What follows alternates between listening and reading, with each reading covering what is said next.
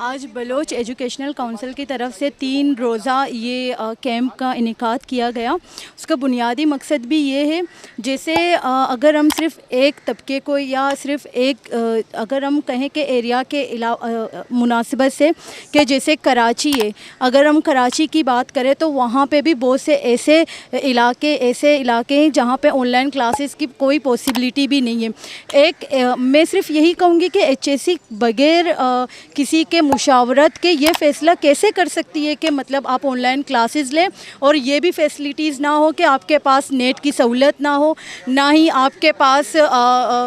یہ transport system ہو, اور نہ ہی آپ کے پاس لوڈ شیڈنگ کا مسئلہ ہے. آپ صرف کچھ موجودہ دور میں صرف کچھ طبقات کو یا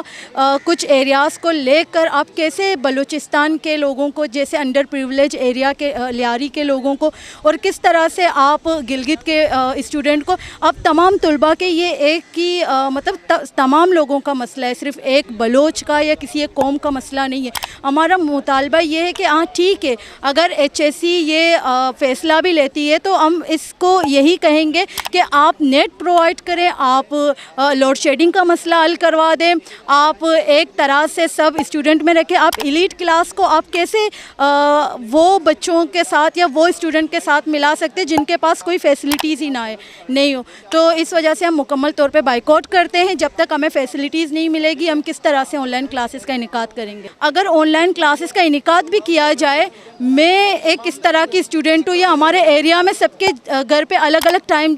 ہے جو لائٹ جانے کی, لوڈ شیڈنگ جانے کے, اور جس کے پاس ایک روم ہے تو وہ کس طرح سے ایڈجسٹ کرے سب کے ساتھ بیٹھ کے. تو یہ ہے کہ ہمیں بھرپور بلوچستان میں, گلگت میں, باقی سب جگہوں پہ نیٹ کی سہولیات دیں, اور اس کے علاوہ اگر وہ نیٹ سسٹم کرے تو ہماری لوڈ شیڈنگ کے لیے بھی بات کریں. جس طرح سے ہمیں فیسلٹیز پرووائڈ کریں گے ہم کلاسز کے لیے آگے کچھ سوچیں گے. میں سمجھتی ہوں کہ جتنے بھی گورنمنٹ کی طرف سے بجٹ ہے تعلیم کے لیے, ایجوکیشن کے لیے کوئی بھی بجٹ یا کچھ بھی انہوں نے خرچ نہیں کیا. اگر کسی حوالے سے کیا ہو, لیکن تعلیم کے لیے میں سمجھتی ہوں 0% گورنمنٹ کی طرف سے آگے کا وہ ہے پلان ہے. مزید ویڈیوز کو دیکھنے کے لیے وزٹ کریں عوامی آواز میڈیا گروپ کی ویب سائٹ awamiawaz.pk.